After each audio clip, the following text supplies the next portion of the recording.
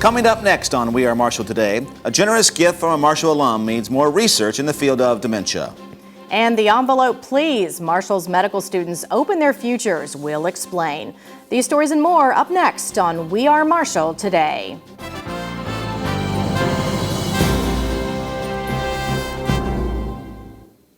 Hello and welcome to We Are Marshall Today. I'm Leah Clark Payne. And I'm Dan Hollis. One of West Virginia's largest commercial real estate companies has donated $1 million toward dementia research at Marshall University. General Corporation of Charleston, which is owned by the Mayer family, made the announcement during a news conference in early March. The Mayer family knows firsthand the devastation of dementia. Ed Mayer and his sisters lost their mother several years ago to the disease. It was that experience, plus a desire to honor their brother on his retirement, that led the Mayer family to make the donation. He's served the company as president and chairman of the board for 42 years now. And he's been an excellent leader of all the employees. He's made really wise business decisions, and we've seen the company really flourish under his leadership. The $1 million gift establishes the Mayer Clinical Research Professorship at the Jones E. Edwards School of Medicine. University President Dr. Stephen Kopp says the mayor's generosity helps the university help others. One of the goals that we've had at Marshall University is to fulfill the promise of a better future. And when you look at what this gift will do, it's a gift that will continue to give back in perpetuity. Moreover, the dedication of this gift to support research in the field of dementia means that it will be matched by the West Virginia Research Trust Fund, dollar for dollar. So it literally doubles the impact. Well, the goals are to maximize the amount of funding that can be directed towards the cure, treatment, or ease of suffering from dementia and related causes, particularly Alzheimer's. Alzheimer's is the most common form of dementia. Medical School Dean Dr. Charles McCowan says Marshall University is fertile ground for the research. We have an extensive healthcare network, extending certainly regional network throughout the state, but particularly in our end of the state, most needed. And those people working under the leadership of the Mayer Clinical Research Professorship can really guarantee for the future authenticated results that are successful. The gift will foster research into the cause or causes of dementia and improve the clinical management and treatment outcomes for those people who are at risk or are already suffering from dementia. Joining us now is Dr. Ron Area, the Chief Executive Officer of the Marshall University Foundation. Dr. Area, thanks for being here. It's good to be here. Thank you. We just saw a story about General Corporation's generous donation to Marshall University for dementia research. You must be very excited about that. Very much so. This is something that we've been working with General Corporation and the leaders of that corporation, especially Ed Mayer, for quite a while.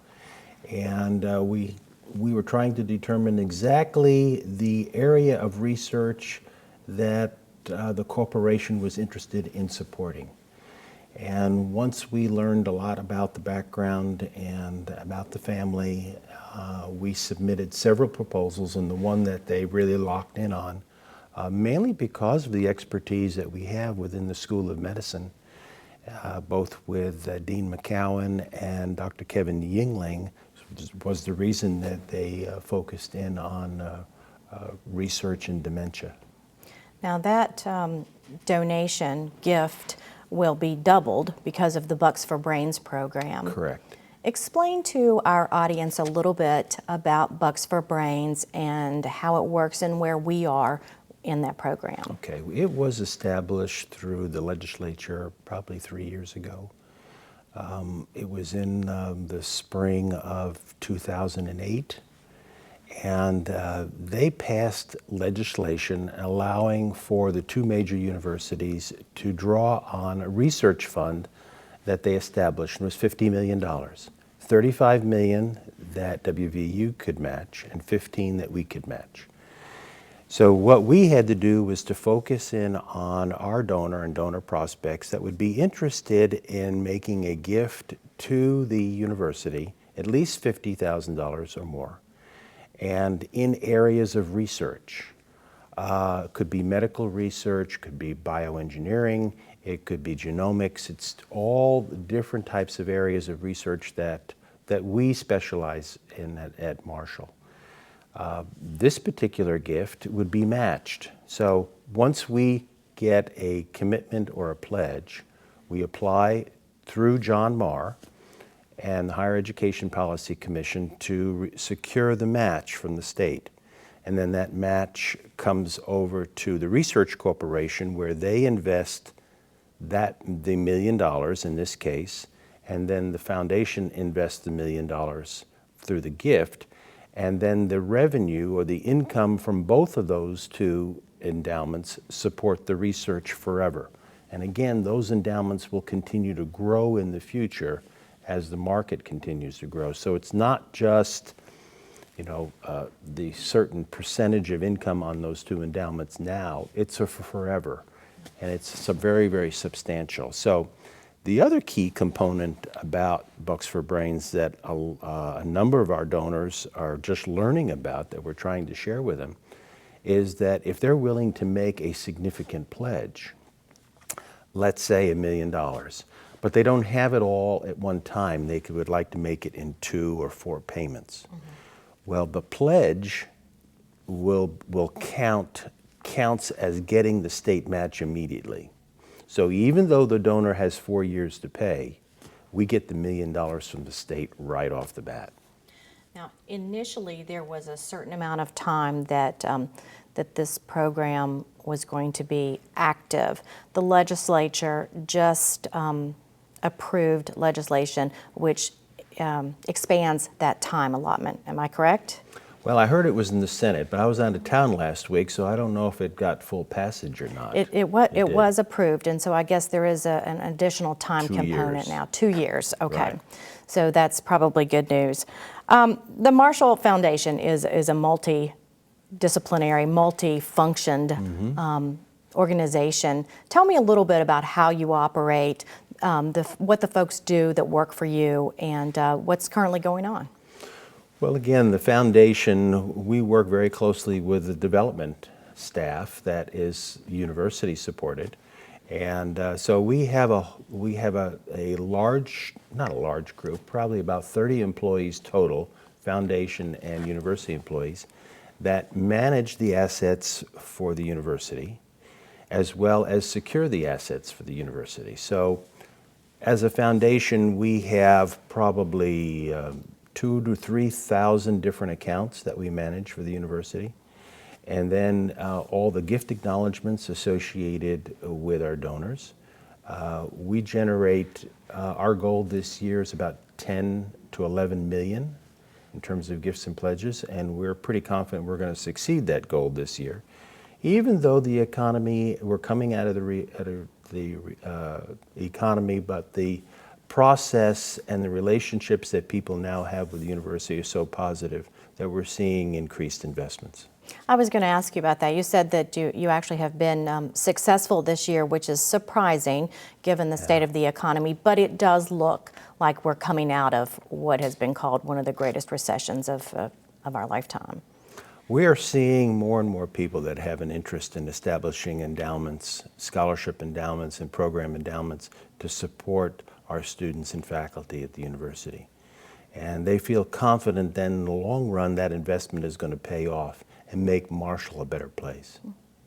You and your wife Beth have been here approximately 3 years. Is Marshall University what you expected it to be? It was a big surprise. Now, I've lived in a lot of places, and I grew up in New York and lived in Oklahoma and Arkansas and Tennessee and Iowa. But we're coming on almost 4 years. It'll be 4 years in July. And what's so special about West Virginians is they totally embrace you. And they want to know everything about you, and they want to know what they can do to help you be successful. That is a special quality that we have not seen anyplace else. And because of that, we have no intentions of leaving. We definitely plan to retire here. And it's a great state, and I feel that I've been blessed by being recruited, and we're here. Well, we're glad you're here too, obviously. Thank you. One last question. What do you have on the horizon coming up? We have a lot of major proposals that we're getting ready to submit, both for Bucks for Brains and other programs within the university. And we have an alumni banquet that's coming up. We're going to be recognizing some distinguished alums here in April, and we're looking forward to making that happen. And we're seeing, as we're looking at the orientation program for this fall, we anticipate record enrollment at the university again, and looking forward to meeting parents and opening our doors to new students. All right, Dr. Ron Aria, always a pleasure for you to be here. Thank you very much. When We Are Marshall continues, we'll take a look at preparing for graduation. As you think about your future, who's your competition? Who are your chief competitors? I notice some of you looking to your right and left at your neighbors. You need to think bigger, much bigger. Choose Marshall University. Big enough to matter, small enough to care. Immerse yourself in your learning. Connect with your professors.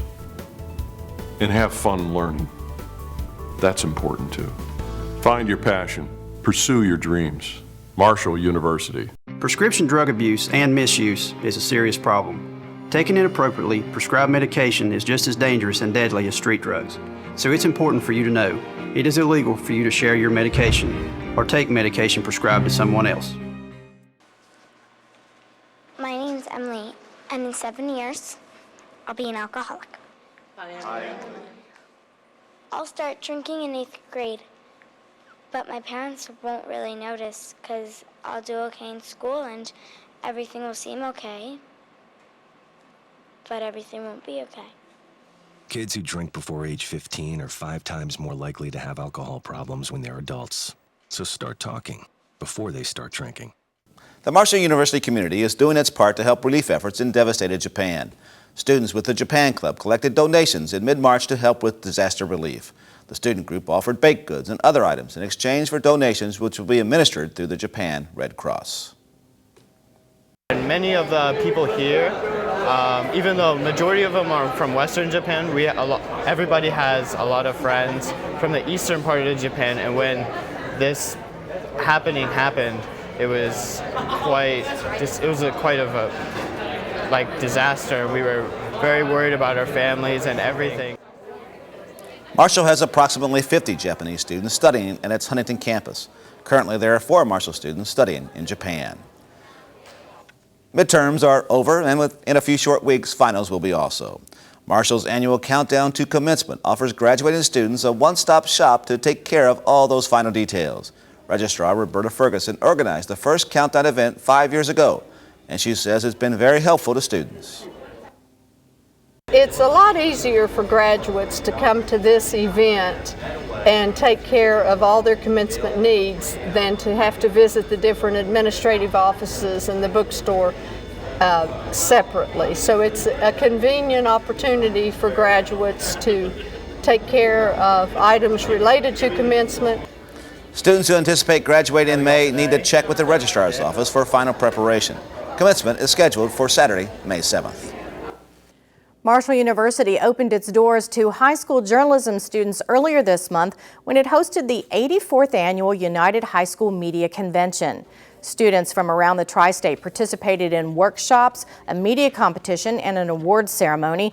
Student entries in newspaper, yearbook, and online publications were reviewed in the categories of writing, design, and overall quality.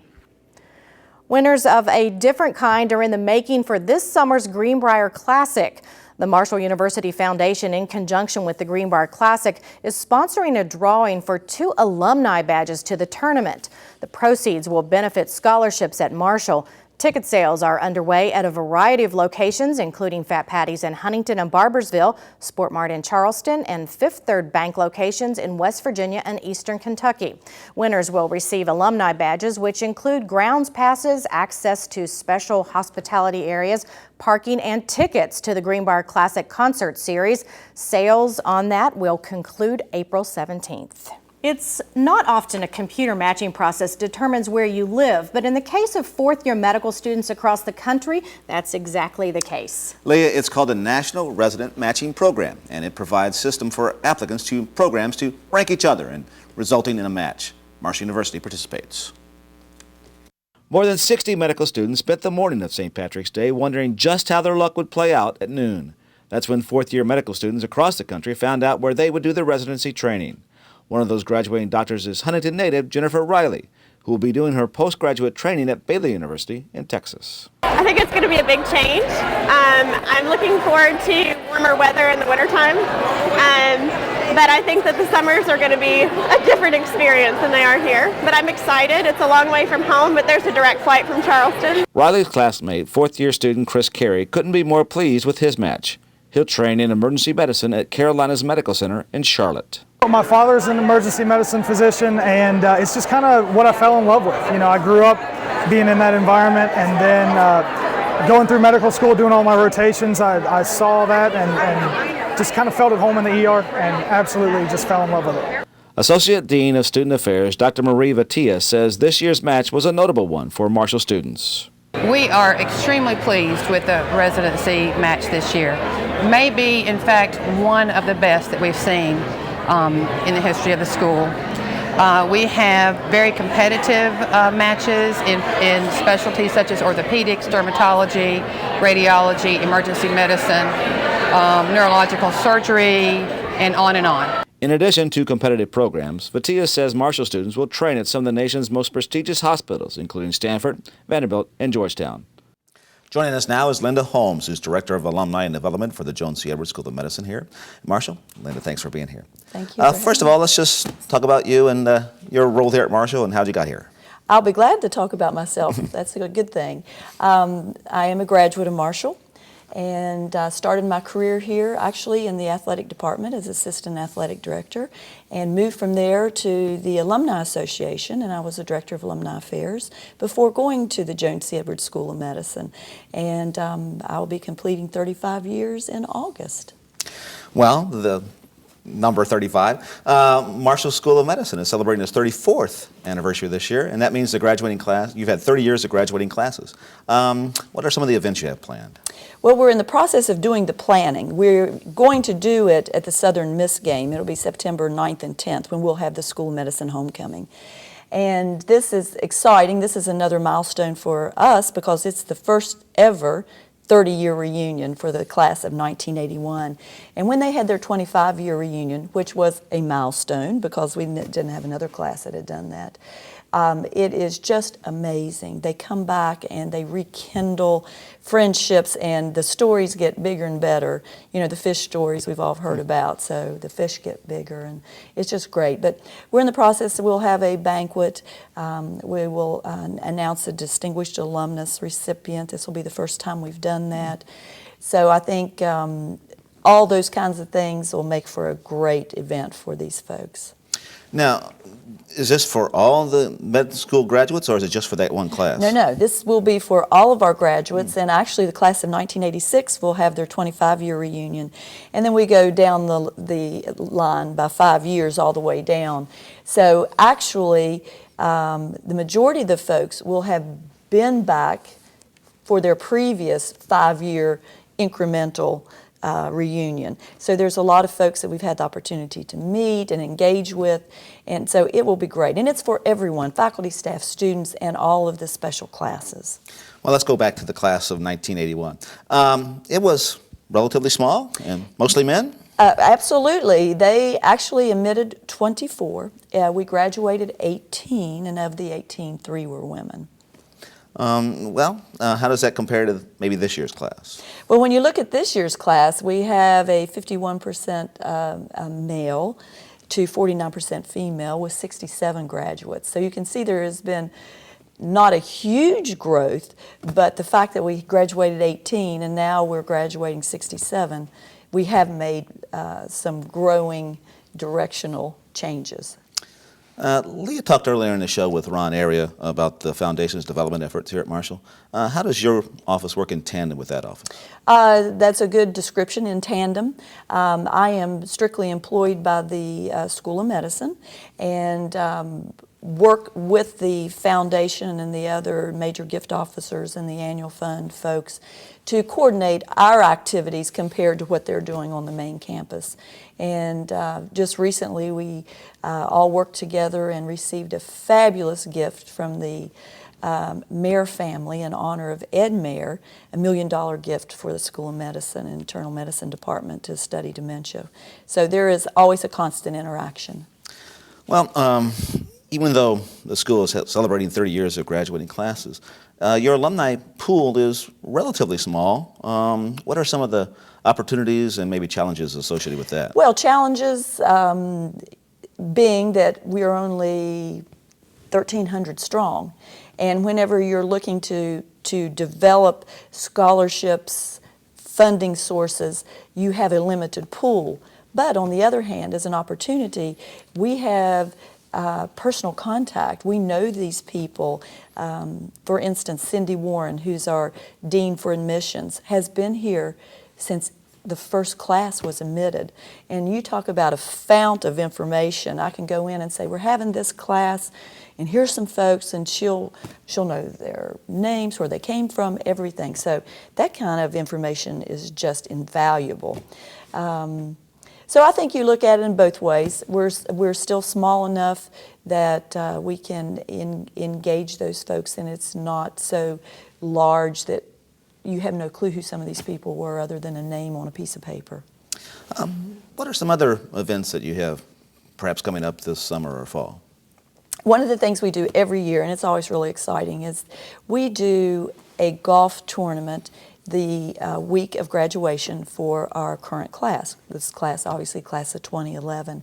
It'll be Monday, May the 2nd, and it's a opportunity for us to say congratulations to the class. They're able to golf free. We have sponsors, and the money raised from that goes to help them with their graduation costs. Plus, any money left over goes into their class fund for their future scholarship. And if I may, I'd like to talk about that. For instance, every class that has graduated, I have asked them to start a scholarship. And we have had some great success. The class of 81 has just really stepped up to the plate with the leadership of Dr. Pat Bonasso, which is a good story in itself. He is actually in the first class and the first graduate just because his name's B. So that's always fun to talk about, and he's a great guy. He's a practicing OB/GYN in the Clarksburg area. So we have that scholarship, and they did that in honor of the dean at the time, Dr. Robert Kuhn. And so as the classes leave, I talk with the class president, and they're able to meet with the class. We ask them to make a $1,000 pledge each, knowing that it takes $15,000 to endow a scholarship. They're able to make a decision on how it's going to be used, whether it's going to be used to buy equipment for our simulation lab, is it going to be used to support a student. And they don't pay whenever they walk out the door because we know they're walking out. There's a lot of debt. They have to do a residency. So they tell us when they're going to do that. So that's really a great thing because it gets them engaged and it benefits a future student. Real quick, Linda, just talk a little bit about the role of the School of Medicine on Marshall's campus and in the state. I think that we're probably one of the greatest jewels in the crown of Marshall. When you look around at the health care that we can provide and the economic jumpstart to this area, it's phenomenal. Before the School of Medicine was here, there was limited access to specialists in health care in general. And now we have every specialty imaginable, and we like to look at it as one-stop shopping for your medical needs. It's like the medical mall. You can come into the Marshall University Medical Center or one of our facilities. You can see a primary care physician, and there is something that needs attention by a specialist. We have that ability to take care of folks, and it's right here in our backyard, and we take care of all the Marshall students, and people travel from all over the state to see some of our specialists. So we're a real medical mecca, and we're a great economic enhancer. Linda, thanks for being here. We'll be right back with more after this.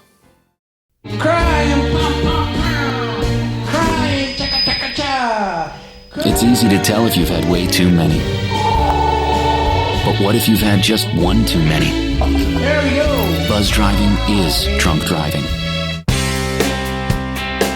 From the classroom straight to your computer. I teach international marketing online 100%.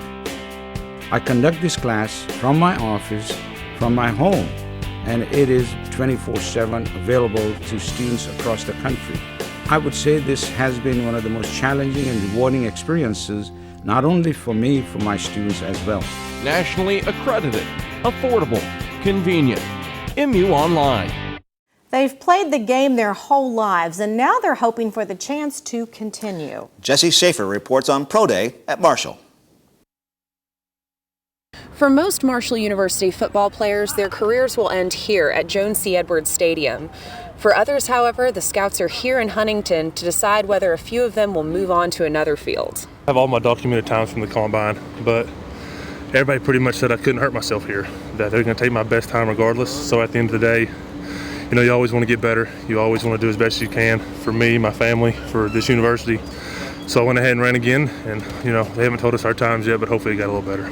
It's like the code, it's a mental thing. You got to block it out and just focus on your goal and just getting into the NFL. Indianapolis is kind of out of your comfort zone. It's not home. It's not with all your teammates you've been going through the same stuff with for the last 4 or 5 years. It's with a bunch of new guys. It's a lot more pressure. You go through a lot of mental strain for the first 3 days, and you get to the physical strain the very last day. So it was a little different there. It's all part of the process. I enjoyed every bit of it. Get through these position drills here, and then all the money's in the bank, and we'll see where the stars fall.